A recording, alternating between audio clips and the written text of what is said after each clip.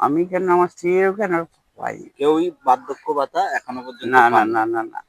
তো সরকারের এই একটা দৃষ্টিভঙ্গিও এই বৃদ্ধ মানুষগুলোর হ্যাঁ। মুখে দেখলেন, ফুটে উঠলো।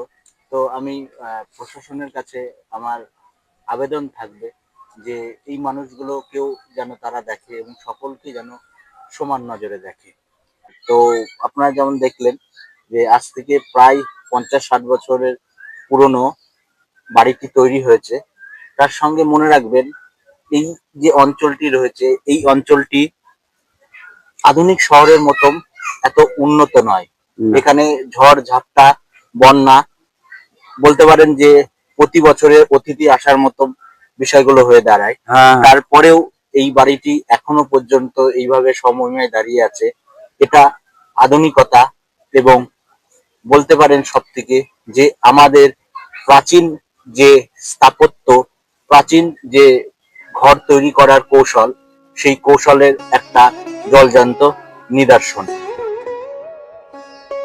এটাই কি আমাদের সমাজের চরম বাস্তবতা নয়, যেখানে প্রকল্পের কথা কাগজে আছে কিন্তু মানুষের জীবনে তার কোনো ছাপ নেই? আমরা শহরে বসে উন্নয়নের গল্প শুনি, কিন্তু গ্রামের এই ভাঙা ঘরগুলো কি সেই গল্পের অংশ? একটা প্রশ্ন আপনাদের জন্য, এই মানুষটি কি শুধু পরিসংখ্যানের বাইরে একটি নামহীন সংখ্যা, নাকি ওনারও অধিকার আছে সম্মানের সাথে বেঁচে থাকার?